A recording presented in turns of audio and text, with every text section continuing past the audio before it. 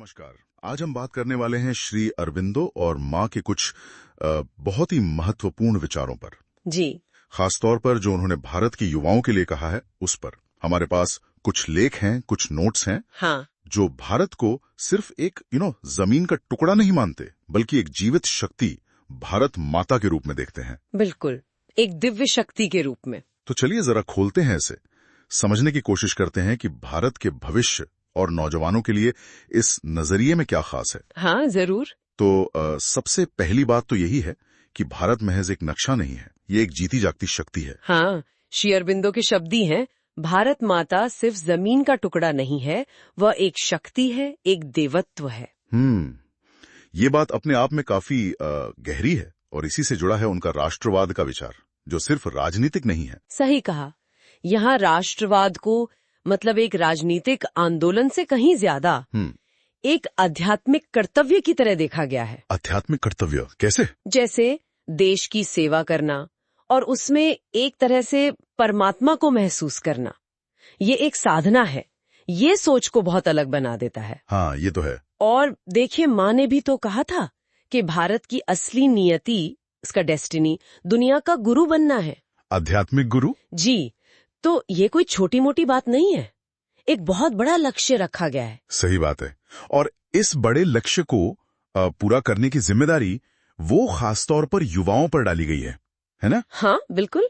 श्री अरबिंदो तो साफ कहते हैं, हमारा आह्वान युवा भारत से है। नई दुनिया का निर्माता युवा ही है। हाँ, और माँ भी युवाओं को देश की आशा कहती हैं। लेकिन यहाँ युवा होने का मतलब क्या सिर्फ उम्र से है या कुछ और भी? ये अच्छा सवाल है। माँ के हिसाब से युवा होना सिर्फ साल गिनने की बात नहीं है।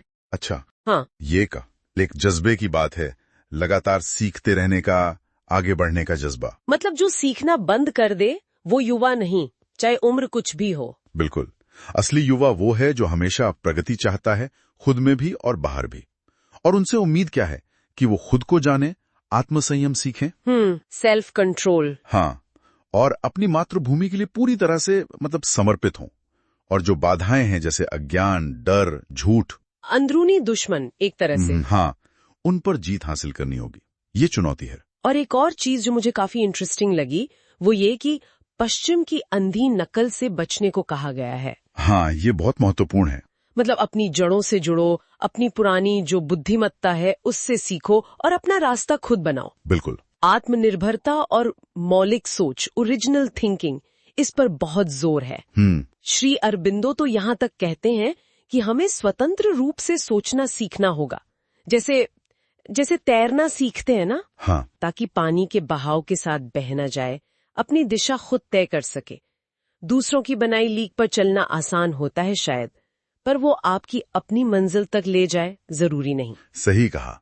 अच्छा, एक और गलतफहमी जो अक्सर होती है अध्यात्म को लेकर, कि ये दुनियादारी छोड़ने की बात है, जिम्मेदारियों से भागना। हाँ, ये बहुत आम धारणा है, लेकिन श्री अरबिंदो इसके बिल्कुल उलट बात कहते हैं। अच्छा, क्या कहते हैं वो? वो मानते थे कि अध्यात्म को जीवन से भागना नहीं है, बल्कि उसे जीवन के हर पहलू में उतारना है, चाहे वो आपका पर्सनल जीवन हो, सामाजिक, राजनीतिक, आर्थिक, सब में। मतलब हर काम एक तरह से ईश्वर की अभिव्यक्ति बन सकता है। बिल्कुल वही। देखिए, पुरानी संस्कृत कहावत भी है, शरीरम खलु धर्म साधनम। हाँ, सुना है। शरीर धर्म पूरा करने का साधन है। जी, तो इसे आप अनदेखा कैसे कर सकते हैं? तो अध्यात्म पलायन नहीं है, बल्कि जीवन को दिव्यता से भरना है। तो जिम्मेदारियों से भागना नहीं, बल्कि उन्हें और बेहतर तरीके से एक ऊंचे मकसद के साथ निभाना, ये मतलब हुआ। हाँ, बिल्कुल सही पकड़ा आपने। और अगर हम पूरी तस्वीर देखें तो ये जो दर्शन है, ये भारत के गौरवशाली अतीत को, जिसमें विज्ञान, कला, दर्शन सब शामिल है, उसे भविष्य की अपार संभावनाओं से जोड़ता है। अतीत और भविष्य का संगम। हाँ, और ये एकता की बात करता है, लेकिन वो एकता नहीं जो ऊपर से थोप दी जाए, बल्कि वो एकता जो भारत की आत्मा को महसूस करने से अंदर से जागे, सहज एकता। और इन सब के मूल में क्या है? इन सब के मूल में है ईश्वर और उसकी इच्छा पर एक अटूट विश्वास। जैसा माँ कहती थी, केवल दैवीय शक्ति ही भारत की मदद कर सकती है। तो अगर हम इन सारी बातों को समेटें तो मुख्य संदेश क्या निकलता है? संक्षेप में कहें तो देखिए, ये लेख भारत की एक ऐसी तस्वीर पेश करते हैं जहां उसकी असली ताकत उसकी आध्यात्मिक पहचान है।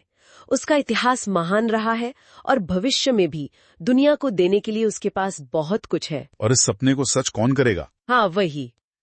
इस सपने को सच करने वाले मुख्य कर्ता हैं युवा। उनसे आह्वान है कि वो आध्यात्मिक राष्ट्रवाद को अपनाएं, अपने अंदर की शक्ति जगाएं, मौलिक रूप से सोचें। Original thinking. हाँ, और न सिर्फ भारत बल्कि पूरी दुनिया को बदलने के लिए खुद को समर्पित करें। श्री अरबिंदो के जो 5 सपने थे, हाँ, वो 5 सपने। संयुक्त भारत, एशिया का पुनर्जागरण, एक विश्व संघ, भारत की आध्यात्मिकता का प्रसार और मानवता का चेतना के अगले स्तर पर जाना, ये सब उसी बड़ी दृष्टि का हिस्सा है। ये सब सुनने के बाद सोचने के लिए तो बहुत कुछ है। आज की दुनिया इतनी तेजी से बदल रही है, तो ये जो भारत की आध्यात्मिक विरासत है और युवाओं से ये उम्मीदें हैं, ये आज कितनी प्रासंगिक हैं? हाँ, ये सवाल तो बनता है। क्या ये पुराने विचार आज भी हमें रास्ता दिखा सकते हैं? एक विचार जो मेरे मन में आ रहा है वो ये कि आत्मनिर्भरता और अपनी मौलिक सोच पर जो इतना जोर है, वो आज की जो चुनौतियां हैं, जैसे ग्लोबलाइजेशन, इंफॉर्मेशन ओवरलोड, इनके बीच हमें कैसे गाइड कर सकता है? ये सोचने वाली बात है। बिल्कुल। तो इस पे विचार किया जा सकता है।